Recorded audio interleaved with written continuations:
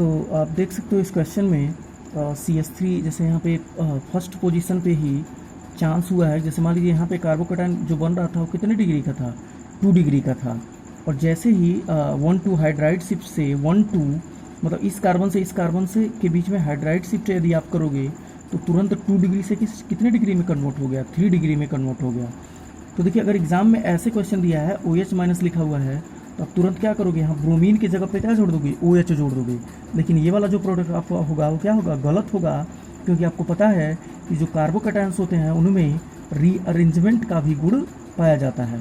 तो जनरली होगा क्या कि जब कार्बोकैटायन यहाँ से 1-2 हाइड्राइड शिफ्ट के थ्रू यहाँ पे आएगा तो ये पॉजिटिव चार्ज इस कार्बन पे है, वो वाला कार्बन 1, 2 और 3 कार्बन से जुड़ा हुआ है। तो ये कितने डिग्री का कार्बोकैटायन हो जाएगा, 3 डिग्री का कार्बोकैटायन। और आपको पता है कि स्टेबिलिटी हमेशा 3 डिग्री कार्बोकैटायन की क्या होती है, 2 डिग्री से ज़्यादा होती है।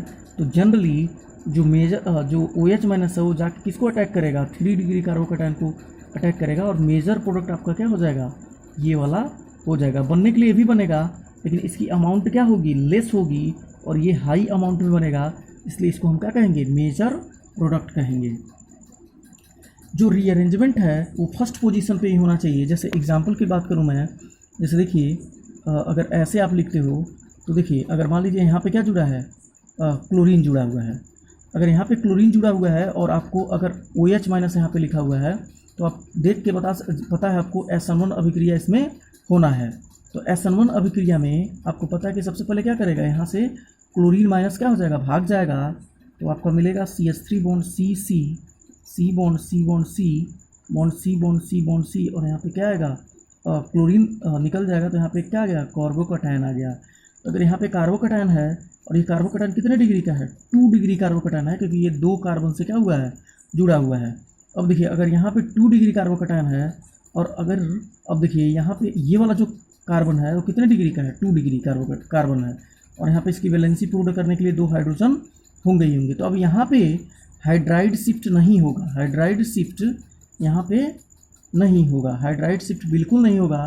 क्योंकि आप देख सकते हो जैसे मान लो अगर आप यहाँ से हाइड्राइड शिफ्ट करते भी हो तो भी ये कार्बोकैटायन ज़्यादा से ज़्यादा कितने डिग्री का बनेगा, 2 डिग्री का ही बनेगा।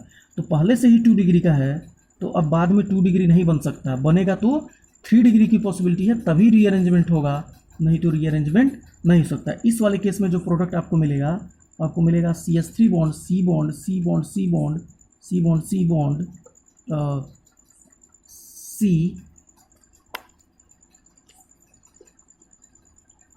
तो आपको मिलेगा CH3 C bond C bond C, यहाँ से C बॉन्ड C, फिर बॉन्ड C और बॉन्ड C, और यहाँ पे जो Cl था वहाँ पे क्या आ जाएगा OH, और यहाँ पे क्या हो जाएगा C। तो इस वाले केस में यही प्रोडक्ट आपका बनेगा। इसमें अगर इससे रिलेटेड अगला चीज़ हमको पढ़ना है कायरल कार्बन। तो सबसे पहले हम बात करते हैं कायरल कार्बन क्या होता है। ठीक है, कायरल कार्बन का आगे यूज है कि यदि जो कार्बन है या कोई ऐसा सबस्ट्रेट है जो कैसा है, कायरल है, ठीक है, तो उसमें 2 प्रोडक्ट बनते हैं SN1 में, वो आगे की बात है।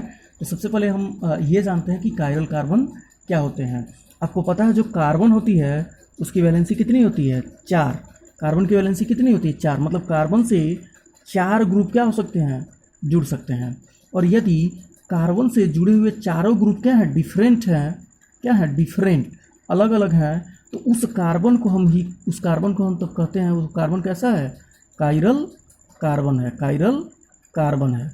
और जो अगर किसी कंपाउंड में कायरल कार्बन है तो पक्का वो जो कंपाउंड होंगे वो ऑप्टिकली एक्टिव होते हैं। कैसे होते हैं, ऑप्टिकली एक्टिव, मतलब वो प्लेन ऑफ पोलराइज लाइट को क्या कर देते हैं, विवर्तन उत्पन्न कर देते हैं वो, या ऐसे कहिए कि उन पे पड़ने वाली जो लाइट होगी और वहाँ से जो निर्गत लाइट होगी उन दोनों में क्या होगा, फ़र्क होगा।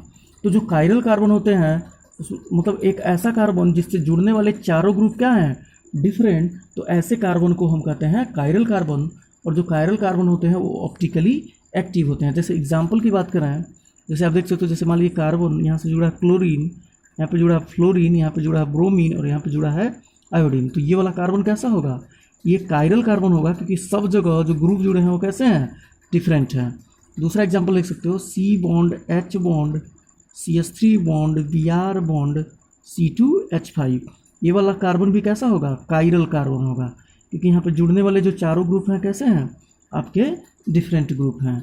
इसी प्रकार जैसे यदि ऐसे दिया है C bond H bond H bond CH3 bond C2H5, तो ये वाला जो यौगिक है कायरल नहीं है, क्योंकि यहाँ पे एक कार्बन जो है वहाँ पे 2 हाइड्रोजन क्या है, बिल्कुल सेम है। मतलब चारों एलिमेंट, मतलब कार्बन से जुड़ने वाले सभी ग्रुप में अगर सभी ग्रुप डिफरेंट हैं, अलग अलग हैं, तो वो वाला कंपाउंड या उस कार्बन को हम क्या कहेंगे, कायरल कार्बन, अन्यथा उस कार्बन को हम कायरल कार्बन नहीं कहेंगे। तो अगर आपके एग्ज़ाम में कोई ऐसा क्वेश्चन दिया है जिसमें कायरल कार्बन है, तो आप उसकी पहचान इसकी सहायता से क्या कर सकते हो, आप कर सकते हो। जैसे एग्जाम्पल की बात करूँ मैं यौगिक लिख रहा हूँ जिसको बताइए आप ये कायरल है कि नहीं है। यहाँ पे लिखा हुआ है C6H12 और यहाँ पे C6H13 लिखा हुआ है, और यहाँ पे है CH3 और यहाँ पे लिखा हुआ है Br। तो बताइए क्या ये कार्बन कायरल है कि नहीं है। तो ये कार्बन कैसा होगा आपका, कायरल होगा, क्योंकि इस कार्बन से जुड़ने वाले ग्रुप क्या हैं, सारे ग्रुप्स क्या हैं, डिफरेंट हैं। आप देख सकते हो जैसे यहाँ पे हाइड्रोजन हो गया C6, यहाँ पे CH3, तो सभी ग्रुप क्या हैं, डिफरेंट। तो यदि किसी कार्बन से चारों ग्रुप डिफरेंट जुड़े हुए हैं तो उस कार्बन को हम कहते हैं कायरल कार्बन।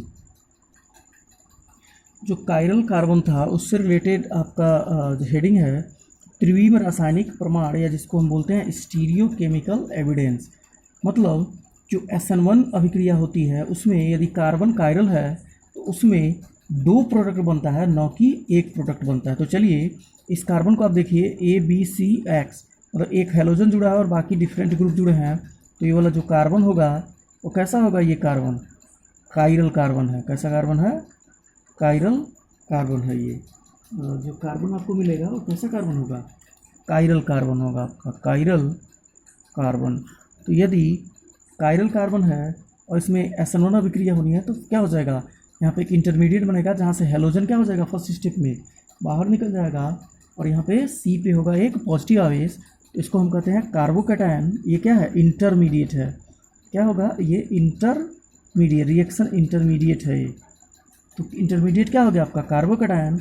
और जो कार्बोकैटायन है वो कैसा होता है, sp2 हाइब्रिडाइज होता है, और हाइब्रिडेशन अगर sp2 है तो इसका जो शेप होगा कैसा होगा, प्लेनर ट्राईएंगुलर। प्लेनर ट्राईएंगुलर का मतलब ये है कि ये प्लेन में होगा और कैसा होगा, ट्रायंगुलर होगा। तो देखिए अगर ये जो कार्बोकैटायन यदि यहाँ पे है, ठीक है, तो अब देखिए अगर प्लेनर ट्रायंगुलर है मतलब एक प्लेन में क्या है, त्रिभुजाकार आकार है इसमें। तो अब पॉसिबिलिटी बनती है कि जो न्यूक्लियोफाइल है, आपको पता है कि ओवरऑल कार्बोकैटायन पहले स्टेप में जनरेट होता है और दूसरे स्टेप में न्यूक्लियोफाइल क्या करता है, इस कार्बोकैटायन को अटैक करता है। तो यदि यहाँ पे जो कार्बोकैटायन है वो प्लेनर ट्रायंगुलर है तो जो न्यूक्लियोफाइल है वो इसको 2 प्रकार से अटैक कर सकता है, या तो ऊपर से अटैक करे, या तो इसके पीछे से जाके अटैक करे, या तो इसके दाएं से अटैक करे, या तो इसके बाएं पे जाके अटैक करे। तो जो SN1 अभिक्रिया, यदि कोई अभिक्रिया SN1 है या SN1 अभिक्रिया में यदि कोई कार्बन कायरल है तो उसमें हमेशा 2 प्रोडक्ट बनेगा, एक होगा आपका R और दूसरा होगा आपका S। RS कॉन्फ़िगरेशन आप क्लास 11 की केमिस्ट्री में पढ़ चुके हैं। तो सबसे पहले ये जान लेते हैं कि RS कैसे बनता है, बाद में इसका मैं शॉर्टकट बना दूंगा जिसकी सहायता से आप हमेशा प्रोडक्ट बिल्कुल सही लिख लोगे, ठीक है। तो जो RS कैसे बनेगा, जैसे देखिए अब यहाँ पे क्या हो जाएगा, यहाँ पे अब अटैक करेगा इसको न्यूक्लियोफाइल, और न्यूक्लियोफाइल पे कैसा आवेश होता है, निगेटिव आवेश होता है। तो देखिए अगर मान लीजिए न्यूक्लियोफाइल का अटैक यहाँ पे होना है, तो अगर न्यूक्लियोफाइल का अटैक यहाँ पे होना है तो आप देख सकते हो, जैसे मान लीजिए यहाँ पे एक कार्बोकैटायन था, तो यदि यहाँ पे A है, यहाँ पे B है, यहाँ पे C है, तो यदि यहाँ पे जोड़ते हो आप न्यूक्लियोफाइल पर निगेटिव आवेश है तो जो क्या करेगा, पॉजिटिव को जाके अटैक कर लेगा। तो एक बार पॉसिबिलिटी है, न्यूक्लियोफाइल किधर जुड़ गया, राइट पोजीशन पे जुड़ गया।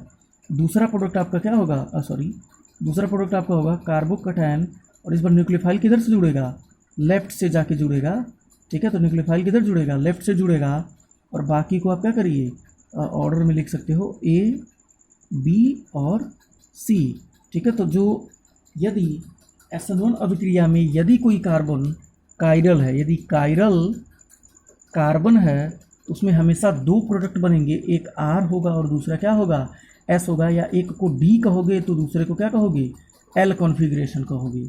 और यदि R और S है तो इसमें इंटरनल कंपनसेशन हो जाता है। क्या होता है? Internal compensation. ठीक है, इंटरनल कंपनसेशन। यदि R को +30 लिखते हो तो S कितना होता है? -30। तो जब आपस में मिलता है तो नेट इफेक्ट कितना होता है? नेट इफेक्ट आपका हो जाएगा 0। अगर नेट इफेक्ट 0 हो गया तो इसी को हम कहते हैं रेसिमाइजेशन।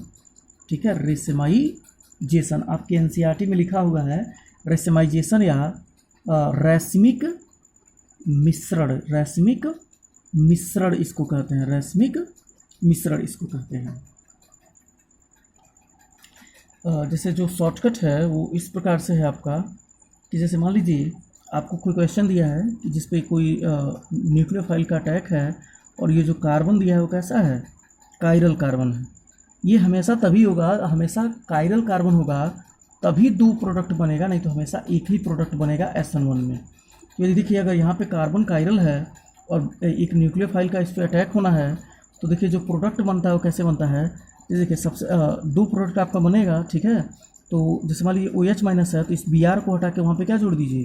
पहली बार OH डायरेक्टली आप जोड़ दीजिए और दूसरी बार क्या करिए कि जो OH अगर इधर जुड़े हो तो अब OH को क्या करिए, मतलब इधर अगर दाहिने साइड में अगर OH जुड़ गया तो अगली बार किधर जुड़ेगा? बाएं साइड में आप क्या करिए?